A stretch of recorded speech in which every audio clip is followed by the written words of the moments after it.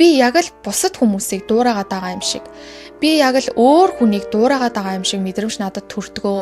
Хайрын гурвалжинд болол орж эхэлсэн. Ер нь олвол гэр бүлээс гадуур харилцаа үүсгэж эхэлсэн гэсэн үг. Хелена болон Johnny Depp хоёр үерхдэг, нууц харилцаатай. Тэдний дунд ямар нэгэн зүйл болдог. Бүгдээрээ сайн уу, шинэхэн 7 хоногийн минь төргий шинэхэмжлэгтэй тавтай морил.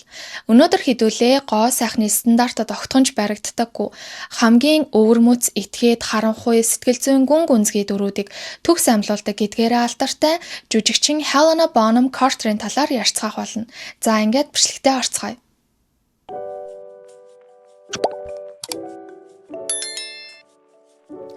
Helena Bonham Carter 1966 оны 5 сарын 26-ны өдөр Английн Лондон хотнод төрсөн. Одоо нас түүнийг Helena гэд нэрээр нь яриад явчихъя. За тэрээр олвол өөрийнхөө бүтээдэг дөрүүдээс тэсөөр ертөнцөд өссөн. За яагаад ертөнц гээд нилээн том зураглалаар хэлж гэн гэхээр түүний аавын талын эмээ өвөө хоёр нь Их Британий либерал улс төрчид байсан юм байна. Өвөөгийнхэн тухайд гэх юм бол түүний өвөө мөн парламентын гишүүн байсан. Тийм учраас хэдэн үеэр дипломатч хүмүүс байжээ. За харин эмээгийнхэн тухайд гэвэл дэлхийн 1-р дайны эхний хагас Их Британий ерөнхий сайдаар ажиллаж байсан хүний охин байсан. Өөрөө мөн улс төрч феминист үзэлтэй нэгэн байжээ.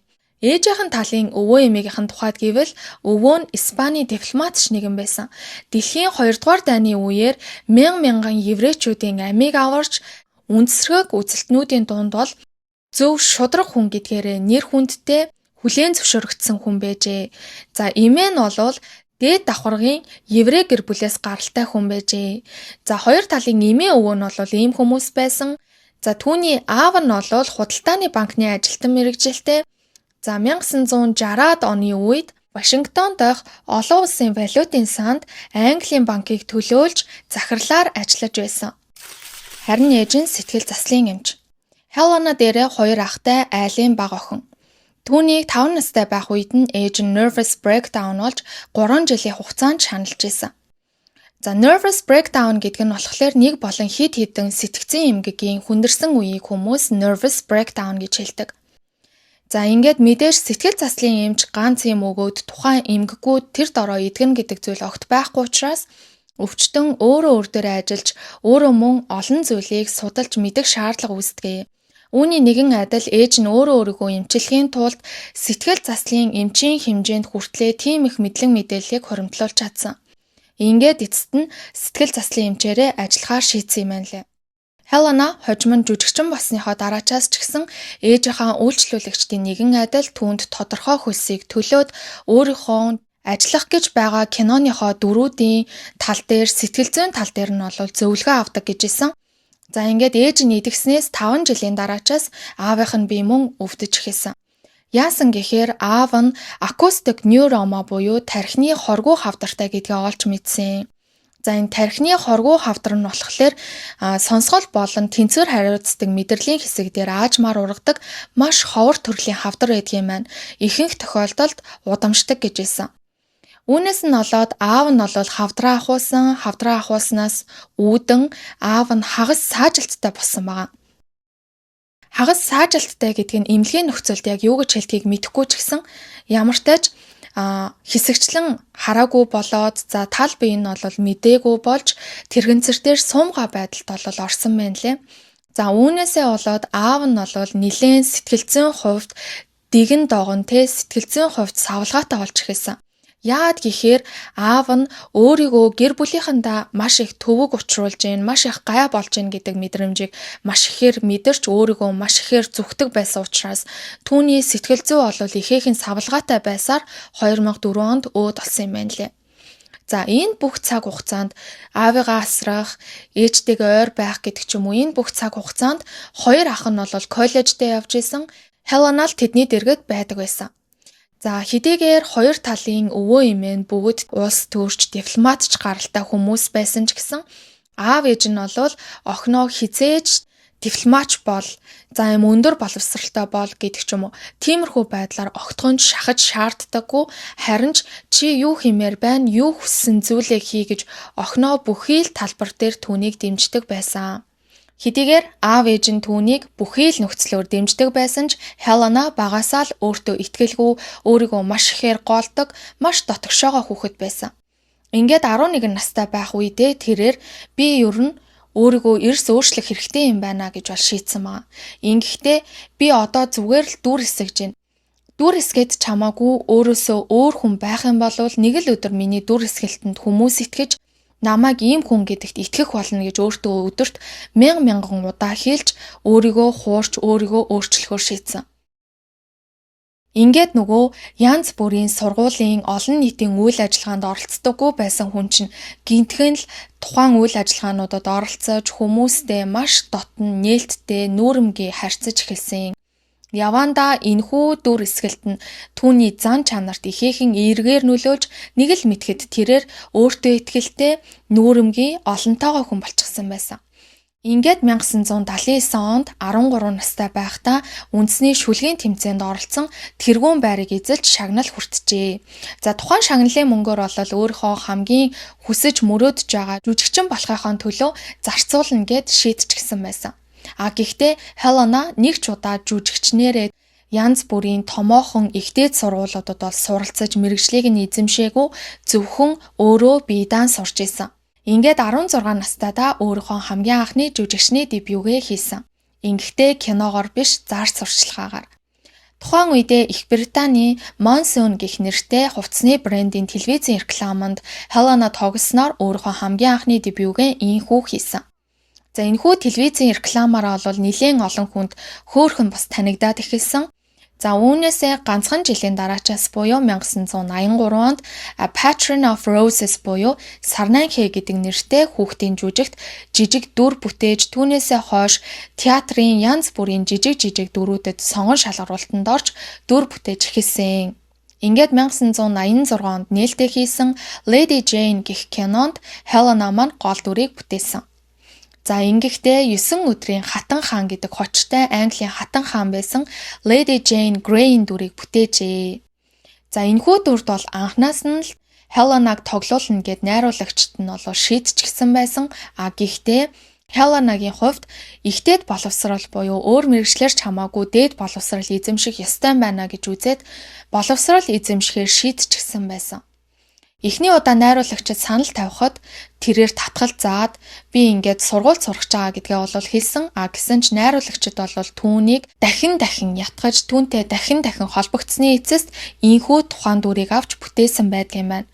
Энэ кино түүний амьдралын эргэлтийн цэг нь болж түүнээсээ хойш Helena Bonham Carter ийхүү жүжигчний карьераа эцэс төгсгөлгүй эхлүүлэх шийдвэрээ гаргасан байдгийн байна. Үүний дараа тэрээр 1985 онд нээлттэй хийсэн A Room with a View гэх нэртэй кинонд Lucy Honeychurch-ийн дүрийг бол бүтээсэн. Энэ дараачийн тоглосон кинонд төрүүлээд нээлттэй хийсэн байгааз за хэдийгээр Lady Jane гэдэг кинонд төрүүлээд зураг авалтаа хийсэн ч гэсэн тухайн сүүлд тоглосон кино нь бол 2 сарын өмнө нээлттэй хийснээр ийхүү 1985 онд нээлттэй хийсэн кино гэд ингээд ярьж байгаа шүү. Гэхдээ хамгийн анхны гол дүр бүтээсэн кино нь бол 1986 онд нээлттэй хийсэн Lady Jane гэх энэхүү кинонд байгаамаа.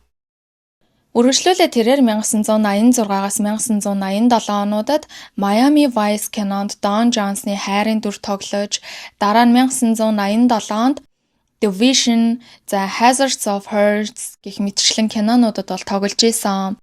1990-ад оны эхээр Flip Gollier гэх нэртэй Алтарт Мастер алиалагчийн удирдлагадаар клоун урлагийг судалсан. Энэ нь олол театрын мэргэжлийн сургалт байсан. Ингэснээр тэрээр цэвэрхэн язгууртан дүрээс илүүтэйгээр галзуу, этгээд, өвөрмөц, илүү dark, гүн гүнзгий дүрүүдийг айдасгүйгээр бүтээх чадварыг сурсан байгаа.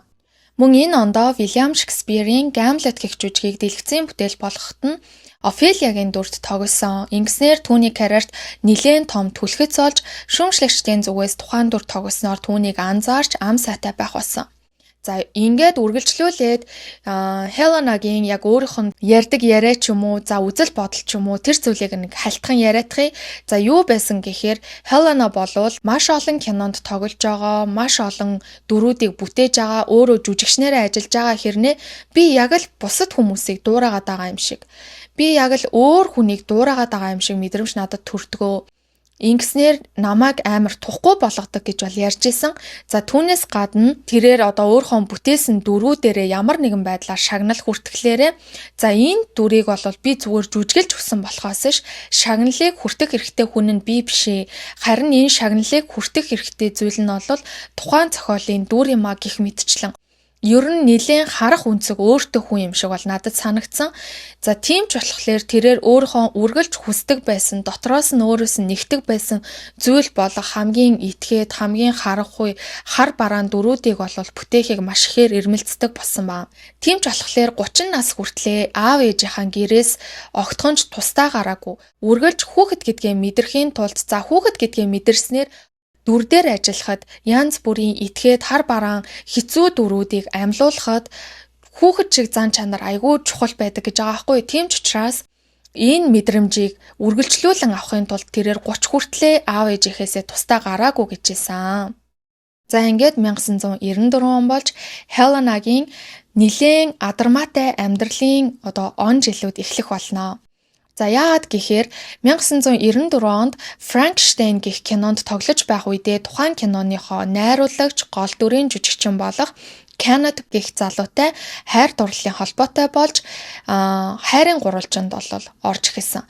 Ер нь бол гэр бүлээс гадуур харилцаа үүсгэж эхэлсэн гэсэн үг.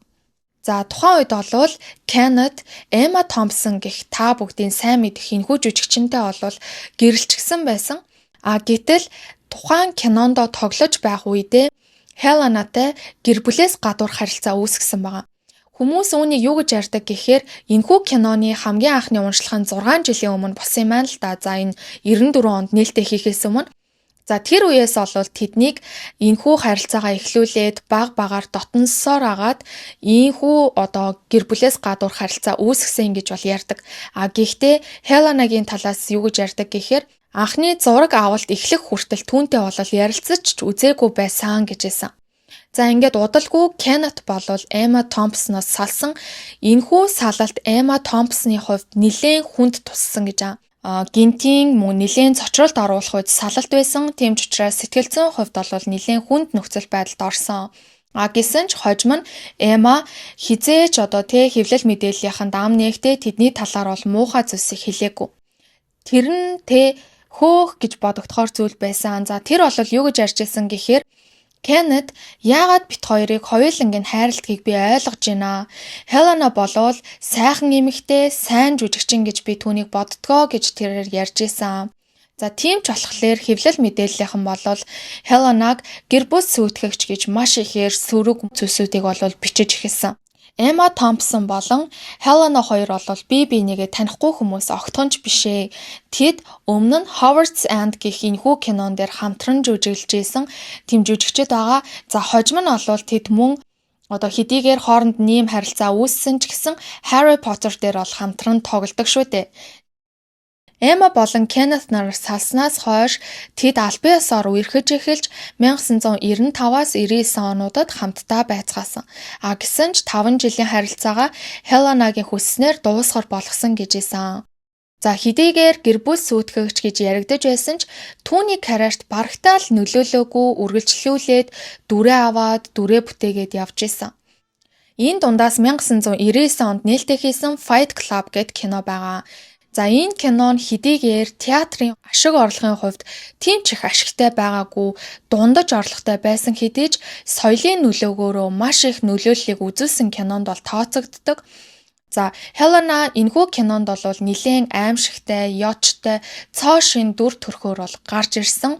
Хэдийгээр энэхүү киногоороо Helena ямар нэгэн байдлаар шагнал хүртээгүй ч гэсэн тэрээр бол соёлын нөлөөгөөрөө шагналын дайтай байсан гэж бол үнэлэгддэг юм байна лээ. За энэ киноны Morlock гэх энэхүү дүрд бол продюсерууд Winona Ryder эсвэл бол Reese Witherspoon нарыг аль нэгийг нь тоглоулъя гэж төлөвлөж байсан ч илүү олонний танил хүн тоглуулсан нь энэ киног алдартай болгоно гэж бодож байсан учраас Reese Witherspoon дээр тогтсон ба. Гэсэн ч найруулагчийн хувьд бол Helenаг тоглуулах сонирхолтой байсан. За гэтэл Reese болвол энэхүү дүр хитрхи хар бараан дүр байна. Энэ дүрт тоглохгүй гэснээр Helena энэхүү дүрээ бол бүтээсэн. За энэхүү дүрээрээ тэрээр мөн шагналын дайтай үнэлэгддэг. Энэ кинонд тогсноор тэрээр бронхиттэй болохоо шахсан гэж хэлсэн. Яагаад гэхээр кино сет бол маш их хэмжээний утаатай. За түүнээс гадна түүний бүтээж байгаа дүр бол маш их хэмжээгээр тамхи татдаг тийм дүр байсан учраас бронхитийн шинжилгээ өхөөс нааш зүгээр болохгүй маш их тийм хүнд нөхцөл байдалд бол хүрч исэн гэсэн. За ингээд дараа жилээс нь тэрээр 2000 онд Их Британий шилдэг эмэгтэй жүжигчин шагналыг бол хүртсэн байгаа. Энэ үеэс түүний амьдрал Тим Бертон гэх найруулагчтай холбогдож эхэлнэ. За Тим Бертон болвол та бүгд нэрээр нь мэдэхгүй байсан ч гэсэн кинонуудыг нь хараад энэний найруулагч юм уу гэж шууд мэдхээр маш алдартай бүтээлүүдтэй найруулагч байгаа. За Холливуудынхан бол түүнийг юу гэдэг гэхээр готик, гаж, эмзэг, ганцаардмал баатар гэж бол хочилдог. За түүний алдартай болсон кинонуудаас нь гэх юм бол Beetlejuice байна. За энэ бол 1988 онд анх нээлттэй хийсэн хамгийн анхны Том Хит кинонд байгаа үнэхээр гоё кино. Дараачих нь Эдвард Хайчингарт байна.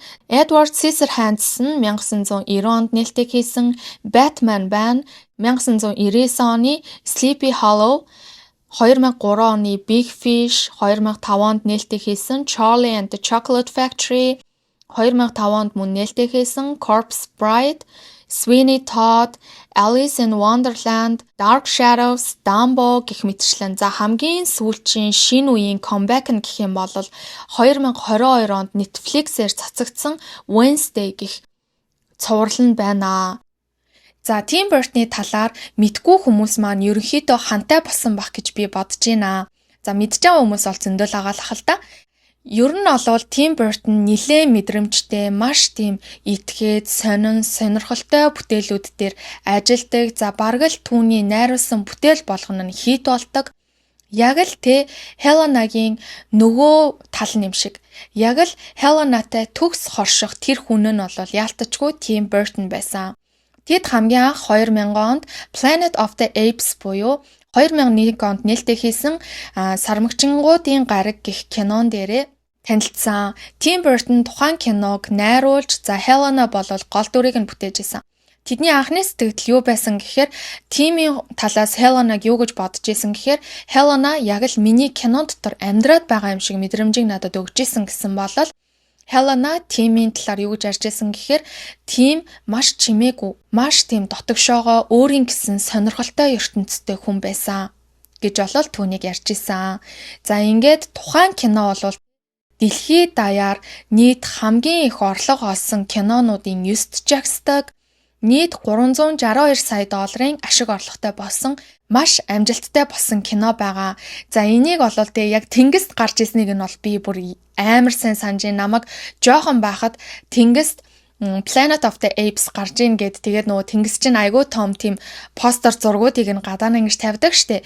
За яг тэднийг нь бол харж ирснэ бол яалтчгүй санаад байна. За ийм байна. За ингээд танилцаад кинон дээр хамтарч ажиллаад тэгсэн чинь кино багийнхны зүгээс тэднийг хоорондоо ямар нэгэн холбоотой байгааг хүмүүс анзаарч эхэлсэн. За энэ үеэс дахиад Хелена хайрын гурвалжинд орооцолтож эхэлсэн. За яагаад гэхээр Тим Бертон болвол Лиза Мари гэх эмэгтэйтэй, жүжигчин эмэгтэйтэй 10 жилийн хугацаанд үерхжсэн. Гэр бүлээ батлуулаагүй ч 10 жилийн хугацаанд хамт байсан эмэгтэйтэй байсан.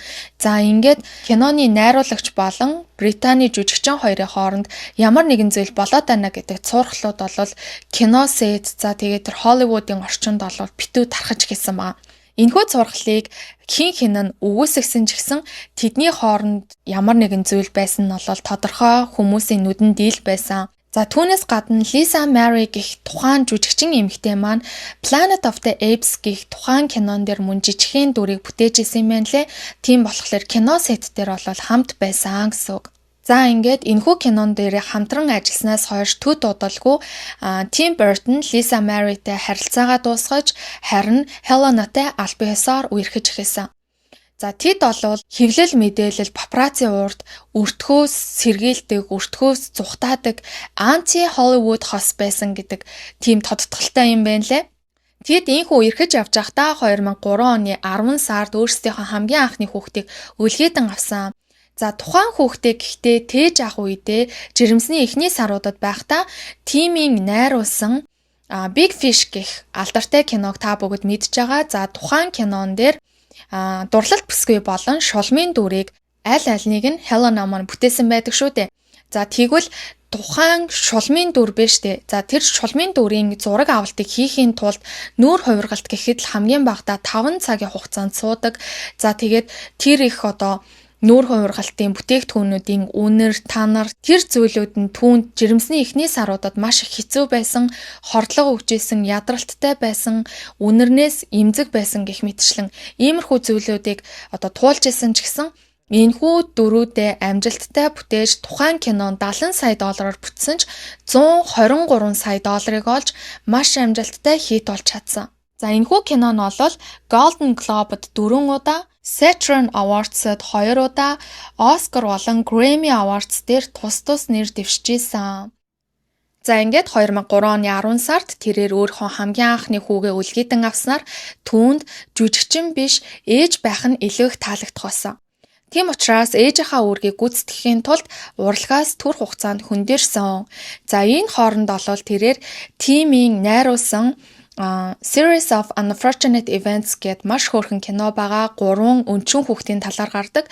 За энэхүү 3 хүүхдийн ээжийнхэн дүрт нь бол тоглосон гэх юм байна лээ. За хэдийгээр ээжийнхэн царай шууд камерын дууранд буудаггүй, зөвхөн сүүдэр нь харагддаг. За тэгвэл Helena тухайн сүүдэрт тоглосон гэсэн үг ээ. За ингээд үргэлжлүүлээд 2005 онд нээлттэй хийсэн Charlie and the Chocolate Factory гэд маш гайхалтай алдартай кино байгаа. Бараг л хүүхэд насныхын хамгийн хайртай кинонуудын нэг байх гэж бодож байна. Энэхүү кино 2005 онд нээлттэй хийснээс хойш $475 сая ашиг орлого олсон маш амжилттай хит болсон кино байгаа.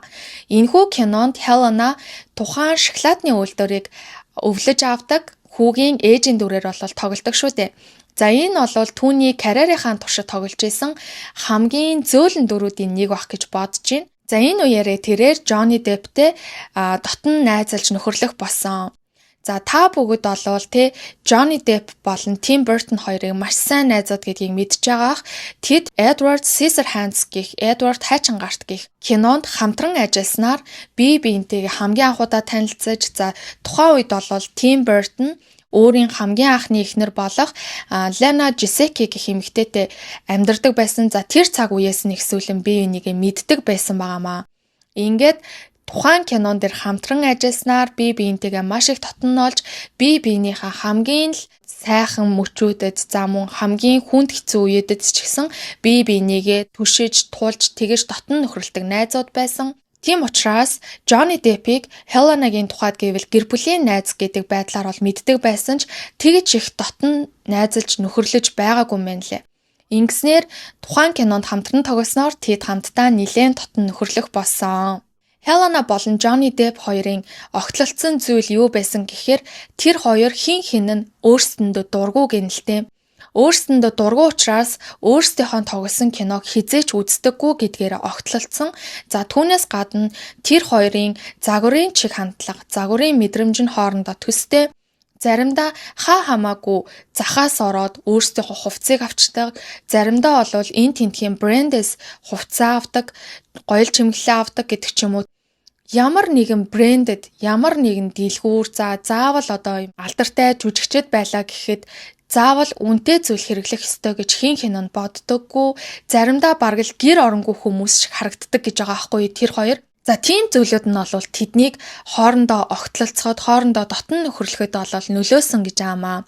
За Helena-гийн тухайд гэвэл Tim Burton болон Johnny Depp хоёрыг юу гэж ярьдаг гэхээр тэр хоёр яг л миний мэдгүй өөр зүйлээр холбогдчихсан юм шиг.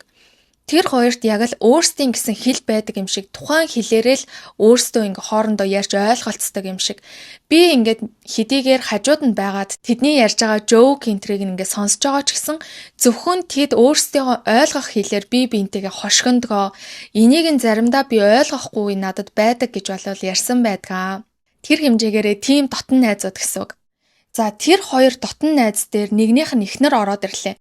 За тэр гурвыг Dream Team гэж ярьдаг штэ тий. Яг л тэрэн шиг Hollywood-ийн GOT гэж ярьдаг гэж байгаа байхгүй юу? Hollywood-ийн хамгийн этгээд, хамгийн тийм өвөр мөц, содон, гаж гэдэг нь гоё утгаараа. Тийм хоршлыг гаргадаг, За тийм учраас тэднийг бол Холливуудын гот гэж ярьдаг гэж аамаа. Яг л одоо монголоор олвол тулгын 3 чулуу гэдэг шиг. Бие бинийгээ нөхдөг яг л тулгын 3 чулуу шиг байсан. Үнэхээр авьяастай найруулагч, үнэхээр авьяастай чадварлаг 2 жүжигчин. За ингээд энэ 3 нийлээд гуруула хоршил олчлоо. Мэдээж хүмүүс яаж зүгээр байх уу? Хил амаа билүүднэ. За ингэхдээ Хелена болон Johnny Depp 2 үерхдэг, нууц харилцаатай.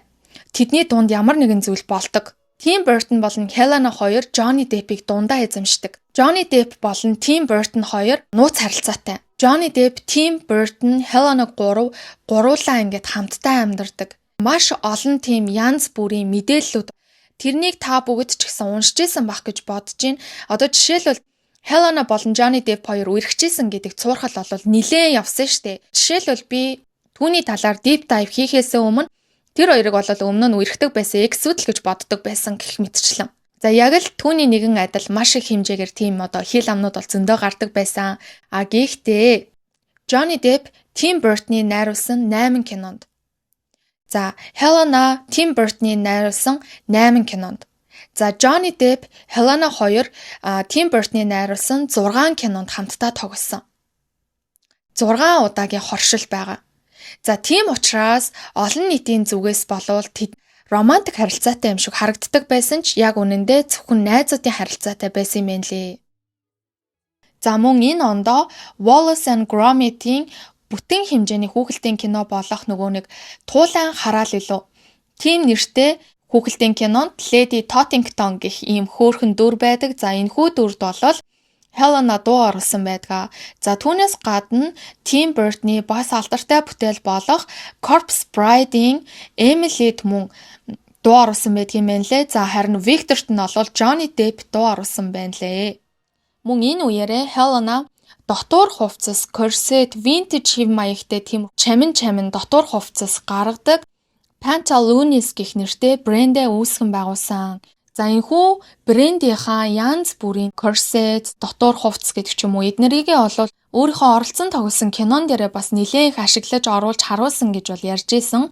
За үүнийхээ хажуугаар мөн джинс хүртэл гаргаж байсан.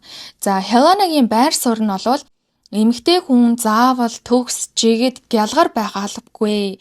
Дотуур хувцас гэдэг зүйл бол өөртөө таалагдах, өөрийнхөө дотоод хүнээ, дотоод мөн чанараа илэрхийлэх зүйл байх ёстой байдгиймаа гэж бол өөрийнхөө байр суурийг илэрхийлж ийсэн. Helena ч нь өөрөө ямар хүн билээ, ямар стайлтай хүн билээ.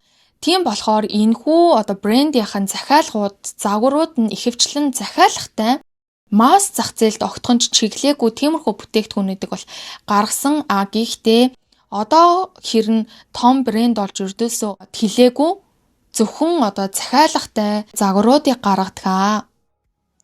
За ингээд үргэлжлүүлээд Helena болон Tim Burton 2 дахин хүүхэдтэй болохыг хичээж исэн. За тэд болвол 2005 он гэдэг чинь хүүн аль үжиний 2 ой хүрчихсэн. Тийм учраас одоо дахиад нэг хүүхэдтэй болъё гэж бодоод дахин хүүхэдтэй болох оролдлогыг хийсэн боловч огтхонч жирэмслэхгүй байсан. Тийм болохоор хаан сайн лимлэг байна, сайн эмч байна, сайн им байна тэр болгоныг хэрглэж ийсэн. За түүнээс гадна янз бүрийн зүү хүртэл тавиулж уламжлалт эмчилгээгээр хүртэл явж ийсэн юм байна лээ. Гэхдээ түүнийхэн сөрөг нөлөө Helena-д дэндүү их байсан. Тийм учраас ер нь л хитрхи их сөрөг нөлөөтэй байна. Үр шилжүүлэн суулгах аргаар жирэмслэе гэд ярилцаад шийдцгээж исэн. Гэтэл азар байгалийн одоо юугаараа жирэмсэлж чаджээ. Ингээд хосууд маань 2 дахь охиноо 2007 онд үлгийд авсан.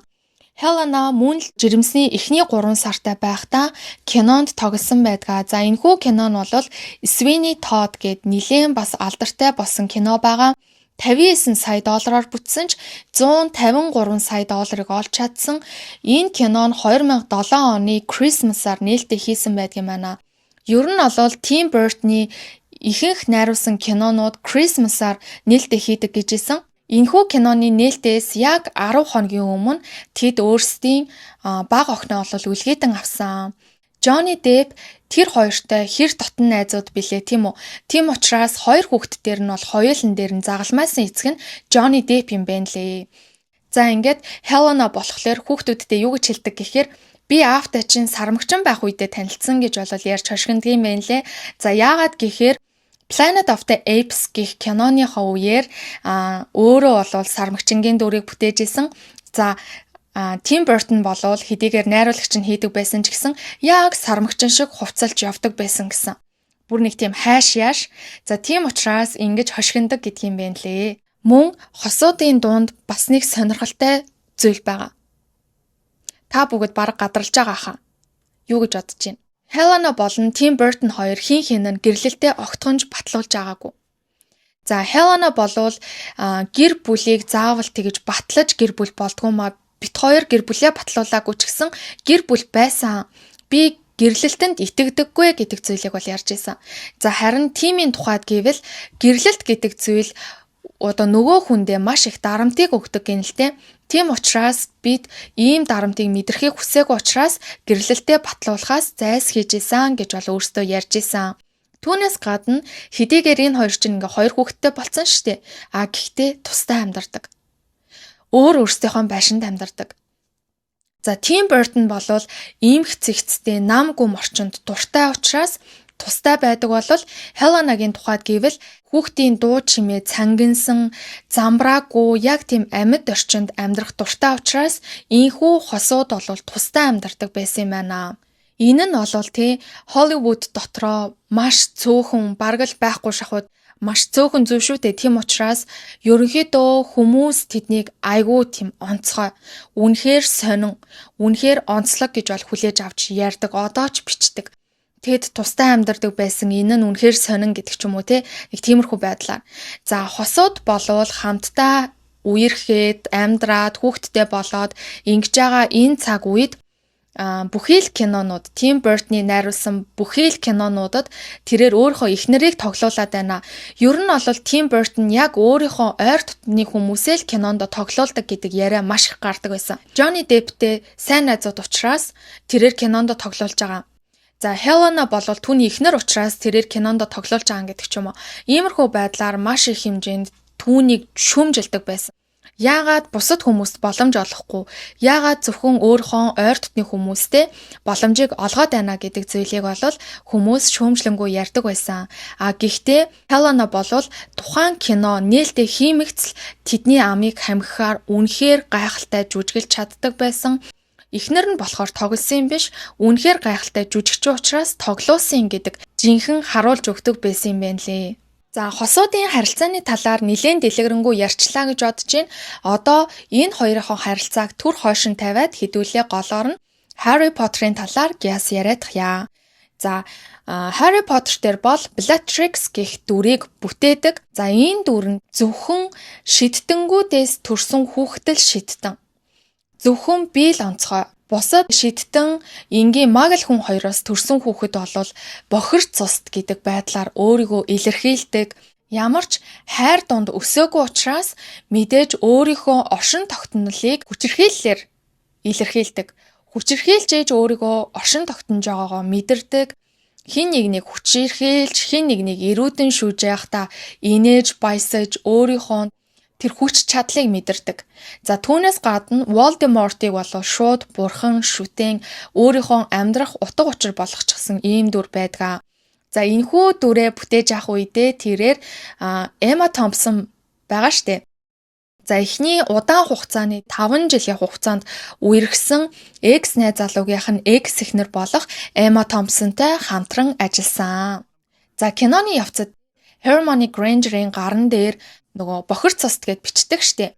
За тэр бичих сцен болвол киноны зохиолд огтхонч ороогүй.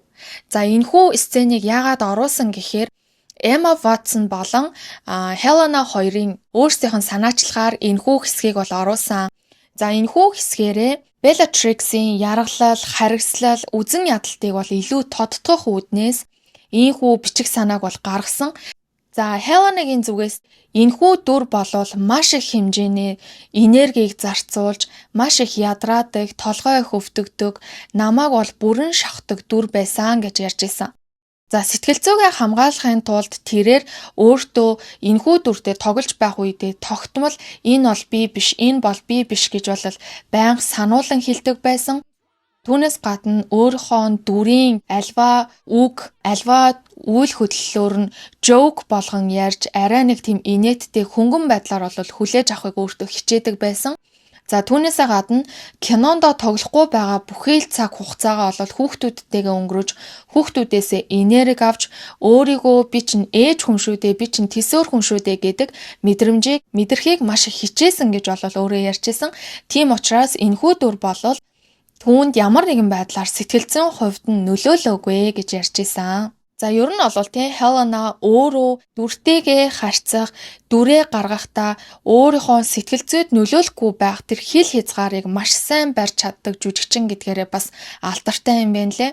За бас нэгэн сонирхолтой факт ч гэхүү сонирхолтой зүйл юу байсан гэхээр Harry Potter биш дээ. За Harry Potter маань энэхүү Bellatrix-ийн дүрт тоглож исэн Хеленаг крашлж исэн гэдгээ бол хожим нь ярьж исэн. Түүний өсвөр насных нь краш нь байсан юм байна лээ. За ингээд Harry Potter дээр ажиллангаа тэрээр 2008 оноос эхлэн Action Dushin гэх байгууллагын элч төлөөлөгч нь болж идэвхтэй дэмжигч нь болон ажиллах болсон. За энэ Action Dushin гэх байгууллага нь болохоор Их Британд төвтэй ашигын бус байгууллага юм байна. DMD гэдэг ховор удамшлын булчингийн өвчний судалгаа, эмчилгээг түргэсгэх, мөн энэхүү өвчнөөр шаналж байгаа хүмүүст дэмжлэг үзүүлэх зорилготой ийм байгууллага байдаг юм байна. За энэхүү байгууллагын бол идэвхтэй төлөөлөгч элчин юм байна. За Хелена болохоор энэ байгууллагыг хүмүүст сурталчилж, мөн хүмүүсээс хандив босгож, өөрөө мөн хувьяасаа хандив олгож, ивент тэгдэг. Энэ байгууллагаас зохион байгуулагч Giants бүрийн сайн дурын үйл ажиллагаанд очдог гэх мэтчлэн иймэрхүү байдлаар бол үйл ажиллагаанд нь дэмжлэг үзүүлдэг. За ингээд энэ үеэс мөн тэрээр бүх цаг үеийн шилдэг 10 эмэгтэй жүжигчний нэгээр шалгарч Time сэтгүүлд бичигдсэн байгаа.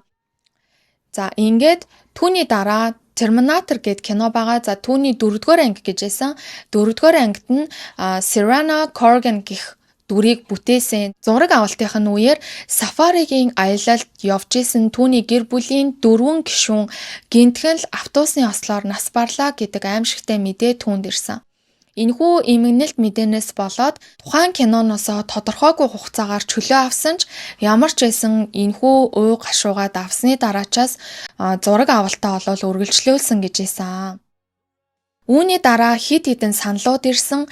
За энэ нь дунд нь бол Alice in Wonderland гэх нөгөө алдартай санал маань ирсэн. За яагаад Tim Burton өөрөө нөхөр нь өөрөө үүнийг найруулж ийж түүнд санал ирсэн гэж хэлж гин гэхээр за нэг өдөр бол Tim Burton Helenаг өөрийнхөө оффист дуудсан байгаа хгүй.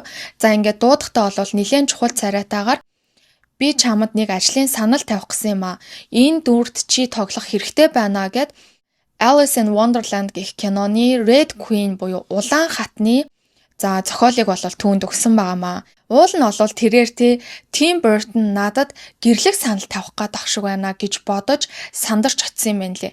Гэтэл ийм киноны санал тавьсан юм лээ. За ингээд хожим нь бол Helena өөрөө юу гэж хошигнж исэн гэхээр гэрлэх санал тавьснаас илүү гой санал байсан гэдэг байдлаар бол хошигнон ярьж исэн. За энэхүү киног Tim Burton Disney-тэй хамтран хийсэн. За энэхүү кинон нээлттэй хийгээд дэлхий дахинд тэрбум 25 сая долларын ашиг орлого олсон.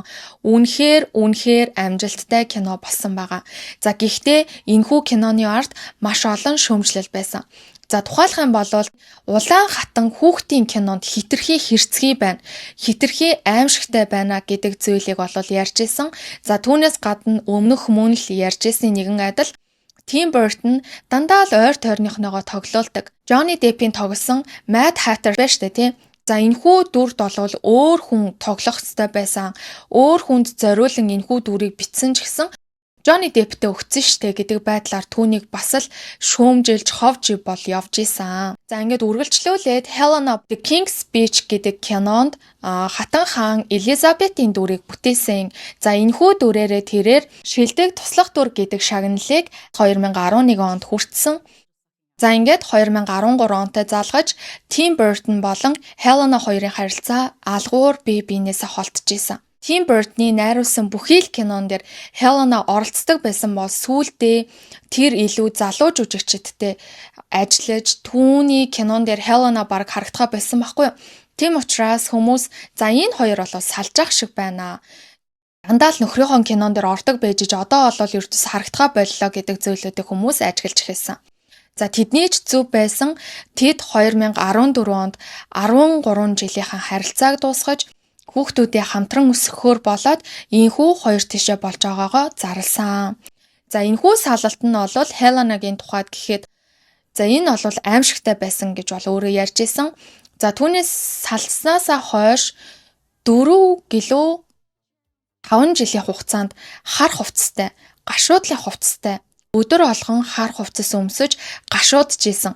Энэхүү салалт надад маш хүнд тусч исэн гэж бол өөрөө ярьж исэн. За ингээд дараа жилүүдээс нь Тим Бертон болвол Wednesday гэх төсөл дээрээ ажиллаж эхэлж исэн. За хэдийгээр энэ хоёр 2014 онд нэрээ салсан ч гэсэн 2018 онд Alice in Wonderland гэх кино байгаа штэ. За тухайн киноны 2 дугаар анги дээр нь хамтран ажилласан ч тэр кино нь маш муу болоод шүүмжлэгчэд үзэгчдээс маш муу үнэлгээ аваад нэлээ муу кино болсон юм шиг байгаа. За ийм байдлаар бол салсан ч гэсэн хамтран ажилласан тохиолдол байгаа. За ингээд үргэлжлүүлээд 2015 онд нээлттэй хийсэн Cinderella гэд Үнсгэлжин гэд кино байгаа штэ. Энэхүү кинонд тэрээр шидтэн эмэгтэйн дүр тоглолтгоо. За нэг сонирхолтой зүйл нь гэх юм бол Үнсгэлжин болон энэхүү шидтэн хоёрын даашин зийг нь урлахын тулд 10,000 гаруй Swarovski шигтгээ ашиглан уралсан гэсэн. За түүнээс гадна түүн дээр маш олон эффектүүдийг оруулсан. Ингэснээр Disney-ийн хүүхэлдээтэйгээ хамгийн их төгсөн даашин зар бол энэхүү кино тодорсон юм байна лээ. Энэхүү кино нь 95 сая доллараар бүтсэн ч кино маань 543 сая долларыг олж нэлээд хит болсон. За үүнээс хойш бол хэд хэдэн кинонд тоглосон. Үүнээс хамгийн онцлог нь бол 2018 онд нээлттэй хийсэн Ocean's 8 гэх кино байгаа. За энэхүү кинон дээр нэрээ Rihannaтай хамтран тоглодог гэдгийг та бүгд мэдж байгаа байх. За ингээд салалтаас хойш 5 жилийн хугацаа өнгөрч буюу 2019 онд тэрээр за одоо гашуудлын хувцаа тайлж болох юм байна. Үүнээс цааш би өөрийнхөө амьдралыг өөрөө үргэлжлүүлж явах бүрэн чадaltaй болчихж байгаа юм байна. Би урагшлах ёстой юм байна гэдэг шийдвэрийг гаргаж гашуудлын хувцаа бол тайлсан байгаа. Тэгэхээр хэдийгээр гэрлэлтэд батлуулаагүй ч гэсэн үнэхээр тэдний дунд агуу хайр байсан. Хин нэгнээс салаад ямар ч хүн 5 жилийн хугацаанд гашуудлын хувцас буюу дан хараар хувцлана гэхээр бас л тийм одоо элбэг байдаг тохиолдол гэж бол огтхонж бодохгүй байна. За ийм зүйл болжээ. Ингээд тэрээр өөрөөсөө 20 гаруй насаар дүү урлагийн түүхч, актемч тийм залуутай болцож эхэлсэн. За Helena болохоор энэхүү харилцааныхаа талаар насны зөрүү харилцааг бол тодорхойлохгүй. Сониуч замбаа сайхан сэтгэлэл чухал шүү дээ гэж бол хэлсэн байна. За ингээд одоо хүртэл тухайн залуутайгаа маш чимээгүйхэн амьдарч байгаа. Үргэлжлүүлээд урлагийн ажлууд нь бол тогтмол явж байгаа. Одоо тэгээд дахин кино яриад юу хүү? Би бол нэлийн олон кинонуудыг нь яриад өгчлөө гэж бодож байна. За Helena Bonham Carter болол 1983 оноос өнөөдрийг хүртэл 43 жилийн турш 70 орчим кинонд, телевизийн 25 орчим цуврал кинонуудад мөн тоглож, анимашнд 10 гаруй дуу оруулалтыг бол хийсэн байдгийм байна. За иймэрхүү түүхтэй хүн байна да. Мөн түүнчлэн тэрээр 2022 онд Лондонгийн Номын сангийн хүндэт ерөнхийлөгчөөр томилогдсон байна лээ. Ингэхдээ хамгийн анхны эмэгтэй хүндэт ерөнхийлөгчөөр томилогдсон одоо хүртэл ажиллаж байгаа юм байна лээ. За яагаад ийхүү томилогдсон бэ гэхээр уран зохиолтой нэгт холбоотой, бүтээлч сэтгэлгээтэй шинэ үзэгчдийг татах чадвараараа шалгарч, за кино, театрын салбартаа алдартай карьераа ашиглан 1986 оноос хойш гишүүнээр нь ажиллаж, түүхэн байгууллагыг дэмжиж байсан учраас ийхүү түүнийг хүндэт ерөнхийлөгч болгосон байгаа. Ийм л ер нь бол амьдралын түүхтэй хүн байна да. За мэдээж одоо олонний танил од хүн учраас ямар ч хил ам дагуулахгүйгээр амьдрна гэж юу байх вэ? Мэдээж түүний холбогдсон ямар шүүмжлэлт дагуулсан асуудлууд байна. Энэ талаар бас жоохон яриад за тэгээд чихнээсээ бичлэгээ дуусгая. За тэр бол хамгийн ихний асуудал нь юу байсан гэхээр Johnny Depp болон Amber Heard нарын гэр бүл цуцлуулах шүүх хурлын талаар өөрийн үзэл бодлоо илэрхийлсэн. Ингэхдээ Johnny Depp-ийн талд өөрийгөө байгаагаа мэдэгдэж, за шүүх бол зөв шийдвэр гаргасан. Amber Heard болохоор Me Too хөтөлбөрийг далимдуулан өөрийгөө хохирогч мэтээр харуулахыг зорж байгаа учраас тэрээр cancel culture гэдэг чинь орчин үеийн шулмын ан шүү дээ гэдэг байдлаар болол өөрийнхөө үзэл бодлоо илэрхийлсэн. Тийм болон Helena хоёр хин нь Johnny Depp болвол Heard-с салснаасаа хойш айрх тайм хэрэглэх нь ихсэж улмал доройтжсэн. Тийм ч болохоор бид хоёр болвол найзаагаа хохирогч гэдэгт бүрэн итгэлтэй байна гэж бол хэлж ийсэн. Энэхүү cancel culture гэдэг зүйл нь шулмын ан, орчин үеийн шулмын ан гэж хэлсэн нь хүмүүсээс ол нилээн backlash шүүмжлэл хүлээж авсан. За тэд олвол хохирогчдыг үгүйсгэлээ, эрх мэдэлтнүүдийг хамгааллаа гэж үзэж түүн рүү маш ихээр дайрж исэн ч гэсэн Helena өөрийнхөө энэхүү үгийг юу гэж тайлбарлаж исэн гэхээр бид олвол cancel culture гэдэг зүйлийг хин нэг нь дуртай зүйлээ ярьсан тохиолдолд за энэ үний юм байна. Энийг cancel хий гэж шууд cancel даад тэр хүнийг олон нийтийн шүүхээр шүүх ёсгүй. Үнэхээр тийм асуудал үүссэн болвол тэр хүмүүсийг чинь хууль шүүхийн байгууллага нь шийдэд гаргаад ирнэ. Тэгсний дараа бол cancel culture гэдэг зүйлээ үргэлжлүүлж болно штэ гэдэг байдлаар тайлбарлаж ийсэн. За дараагийн асуудал нь бол Roman Polanski гэх хүнийг өмөөрсөн гэх явдал байгаа. Энэ хүн нь бол 1977 онд 13 настай буюу насан туршаагүй өсвөр насны охинтой бэлгийн харьцаанд орсон. За ингэхдээ бол бэлгийн хүчирхийлэл үйлдсэн, өөрөө ч гэсэн буруутай гэдгийг хүлээн зөвшөөрсөн. Яг баривчлах гэж байхад нь бол хил даваа цугцсан. За үүнээсээ хойш 32 жилийн дараа түүнийг нэгэн арга хэмжээндээр баривчилж авсан явдал нь Helena-гийн болвол дургуутслыг нь жоохон хүргэсэн гэж байгаа байхгүй юу. За яг яасан гэхээр Polanski гэх хүн яг ял сонсохоо өмнөхөн Америкийн нэгдсэн улсаас зугтсан ба 32 жилийн турш түүнийг баривчилж чадаагүй. Яад гэхээр түүний тухайн үедээ байсан улс нь минийхээр бол Швейцар гэж ойлгоод байна. Гэхдээ энэ бол баттай биш. Ямар ч байсан гэмт хэрэгтэн шилжүүлдэггүй тийм улсад байсан юм шиг байгаа. Ийм учраас түүнийг баривчилж чадалгүй 32 жилийн хугацаа өнгөрсөн. Ингээд 2009 онд Швейцарт түүнийг нэгэн шагнал гардуулах ёслолын үйл ажиллагаан дээр шагналаа авахаар урилгаар очих үед нь өрх маягаар баривчилсан. За энэхүү баривчилгааг нь бол Helena юу гэж үзэжсэн гэхээр үнэхээр баривчилгаа явах ёстой байсан болол урилга өгч уригдах биш харин ил тод нээлттэй өмнө нь мэдэгдэх ёстой байсан. Процедурын алдаа гарсан байна. Алдаатай баривчилгаа гэж үзэж гэн гэдэг байдлаар өөрийнхөө үзэл бодлоо илэрхийлсэн. За харин олон нийт үүнийг бэлгийн хүчирхийллийг өмгөөлж гин гэдэг байдлаар түүн рүү мөн дайрч исэн. За түүний дараа мөн бас л олноос нэлээд шүүмжлэл авсан зүйл юу байсан гэхээр эрх мэдэлтэй язгууртан гэр бүлээс гаралтай байх нь бидний та бүгдээс уучлалт гуйх ёстой зүйл бишээ гэдэг зүйлийг бол хэлсэн байгаа. Язгууртан гэр бүлээс гаралтай байх нь өөрөө нүгэл биш. Тэглээгээд та бүгдээс бид нар байн уучлалт гуйж амьдрах ёстой биш гэдэг зүйлийг бол ярьсан байгаамаа. За энэ нь бол бас нэлээд шүүмжлэлийг дагуулсан.